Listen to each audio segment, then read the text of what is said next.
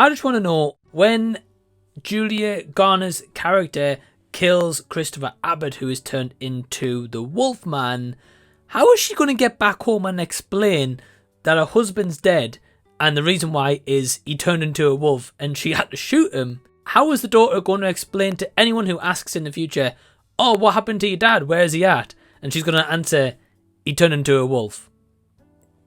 Yeah, let's get on to the out of theatre reaction.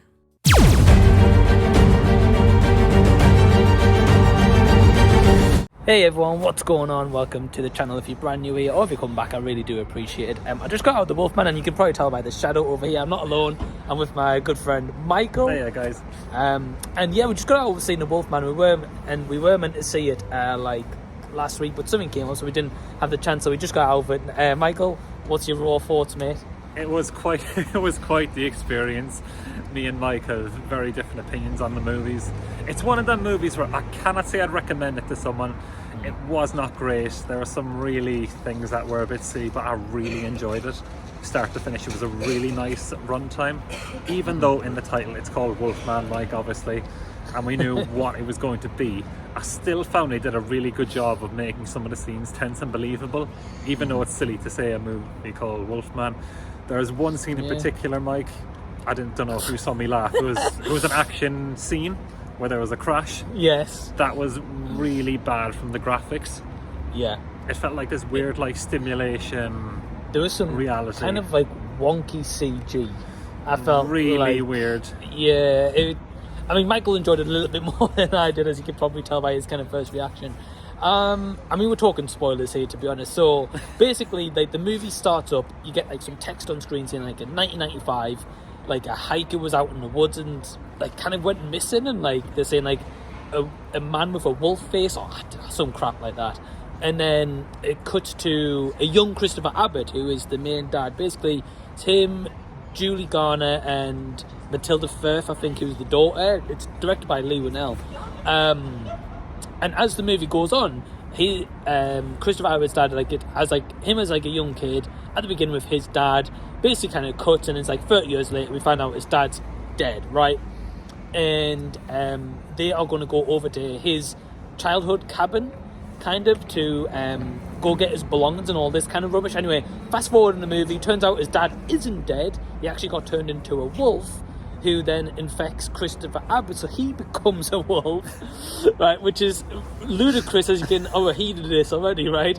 But the fact that I was saying to Michael is, when this movie ends, spoiler, Christopher Abbott dies right at the end, right? The original hiker, who is the wolf, who supposedly infected the dad all these years, he's nowhere to be seen.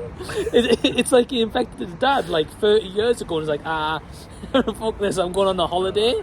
I mean, I don't know, mate. The CG was wonky. Like, it was cool. I felt like it was kind of cool, like the perspective when they flipped it over to the wolf, like Christopher Abbott turned into the wolf. Like, at first of all, that was quite cool. Like, kind of the world twisting. The cinematography's good. The practical effects, we were saying, like him transforming into a wolf, was actually decent. That was interesting. They actually did a really good job of it gradually changing. Yeah, I felt like, I agree with you. Like I say, like the practical effects I felt were the best part. Like you could see like his face like deteriorate, disfigurate into like this wolf, and like the nails and stuff. Like those stuff was really cool. And it's Leigh Whannell, so I'm not really surprised. And fucking typical of big trucks coming as we're talking. So yeah, a little bit loud. There we go. Okay, mate, so let's just wrap this up. Out of 10, what would you give it? Probably, for how much enjoyment I got, probably an 8 out of 10 for how ridiculous it was. But it's one of those movies I could not recommend anyone to go see it. I wouldn't say it's an amazing movie, but you will have fun with it. It is a proper January release. The only thing I was thinking, Mike, in the movie was, what was the original actually like, and is that critically acclaimed, or is it good for the time? That's one thing I do need to look into. Well, I think like the original from back when was like really loved, and then I know they did one in like 2010, and that wasn't as well received. But I've never seen them, so this is my first ever like Wolfman, apart from like American Werewolf in London. Do you know what I mean? Like, I love that movie. That's a great movie. But yeah, mate. So Michael gives it an 8 out of 10 based on the ridiculous factor. Yeah. Like, if you just want to have a stupid time, watch Wolfman. For me, maybe 1.5 stars out of 5. Yeah. So that's like a A 3.5 out of 10.